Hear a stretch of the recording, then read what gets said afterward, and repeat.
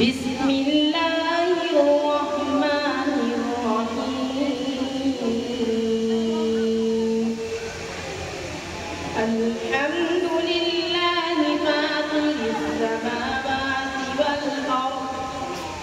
والأرض جاعل الملائكة رسلا أولي أجنحة مثنى وثلاث ورباع يزيد في الخلق ما يشاء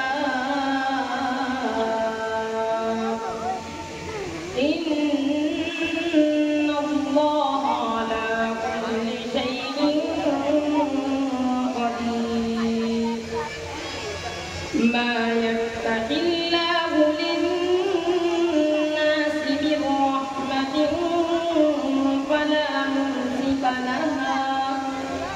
وما يمسك فلا مرسل له من بعده وهو العزيز الحكيم يا أيها الناس اذكروا نعمة الله عليكم هل من خالق غير الله يرزقكم من السماء والأرض لا إله إلا هو فأنى تؤفكون وإن يكذبوك فقد كذبت رسل من قبلك وإلى الله ترجع الأمور يا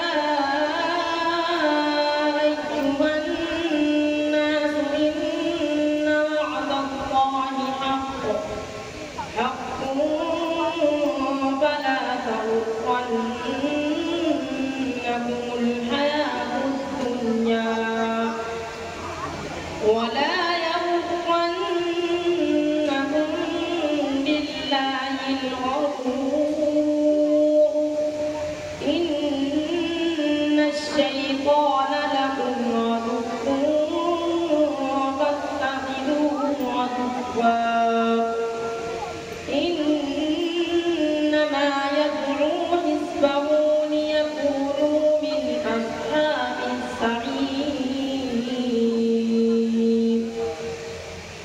الذين كفروا لهم عذاب